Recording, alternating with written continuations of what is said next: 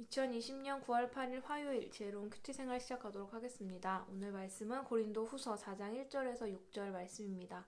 고등부 운동원들은 보내드린 이미지 참고하시면서 같이 말씀 나누면 좋겠습니다. 이처럼 우리가 하나님의 자비로 이 사역을 감당함으로 우리는 낙심하지 않습니다.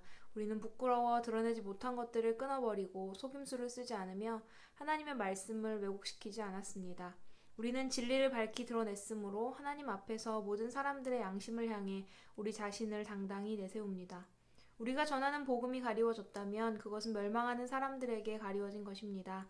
이 시대의 신이 믿지 아니하는 사람들의 마음을 어둡게 하여 하나님의 형상이신 그리스도의 영광을 드러내는 복음의 빛을 보지 못하게 하였습니다. 우리는 우리 자신을 전파하지 않습니다. 우리는 예수 그리스도가 주님이시라는 사실과 우리가 예수님을 위해 일하는 여러분의 종이 되었다는 사실을 전파합니다. 어둠 속에 빛이 비쳐라 라고 말씀하신 하나님께서 우리 마음의 빛을 비추셔서 그리스도의 얼굴에 나타난 하나님의 영광을 깨닫게 해주시기 위해 우리 마음의 빛을 비추셨습니다. 아멘. 어제 함께 나누었던 말씀이 옛 언약 일꾼과 새 언약 일꾼을 비교했다면 오늘 말씀 속에서 바울은 새 언약 일꾼이 가져야 할 자세에 대해서 이야기합니다.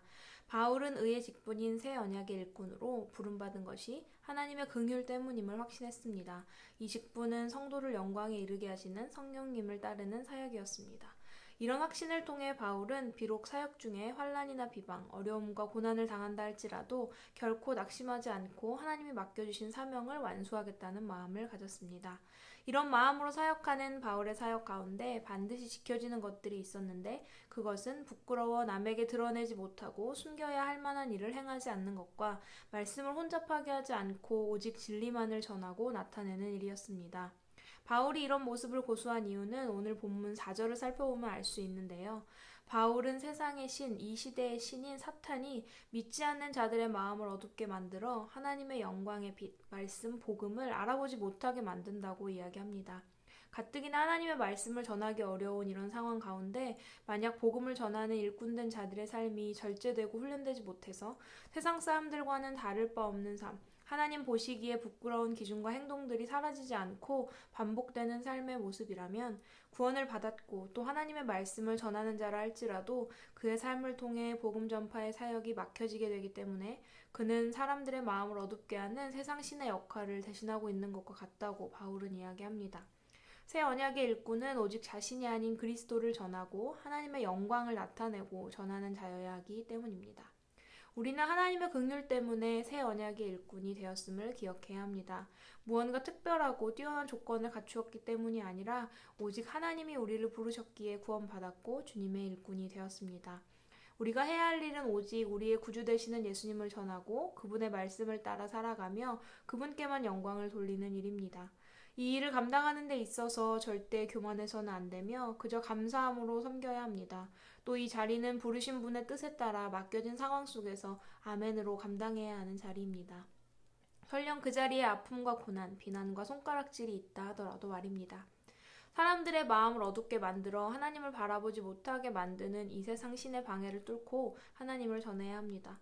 그러기 위해서는 바울의 삶처럼 내 삶 속에 숨겨야 할 만한 일을 행하지 않고 오직 말씀, 진리만을 전하고 나타내는 모습이 있어야 합니다.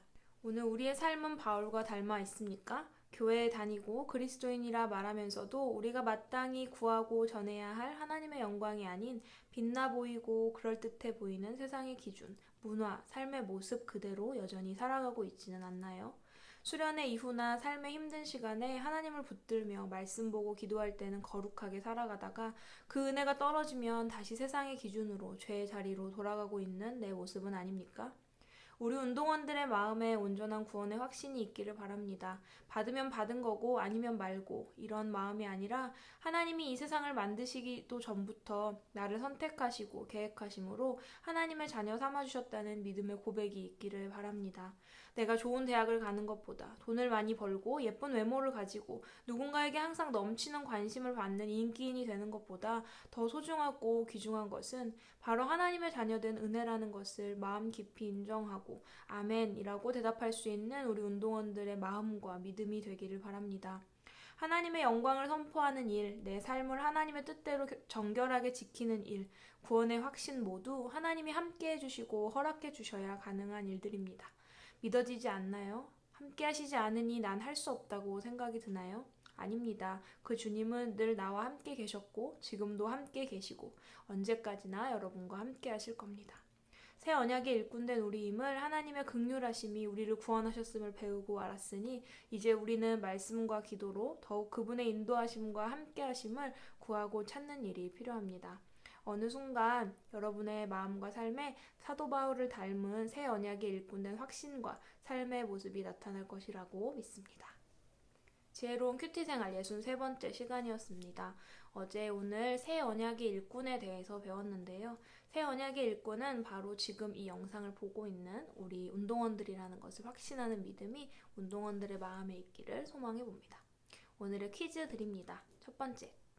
바울은 새 언약의 일꾼으로 부름받은 것이 무엇 때문이라고 여겼으며 이 직분은 어떤 사역이었음을 확신했나요? 두 번째. 바울의 사역 가운데 반드시 지켜지는 것들이 두 가지 있었습니다. 바울과 더불어 새 언약의 일꾼된 우리에게도 필요한 삶의 모습은 무엇일까요?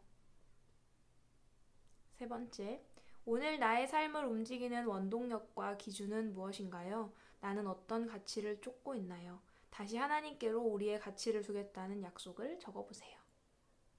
하나님이 베풀어 주신 영광스러운 직분을 온전히 겸손하게 잘 감당해내는 우리 고등부 운동원들이 되기를 소망합니다. 내일도 지혜로운 큐티 생활로 만나도록 하겠습니다. 샬롬.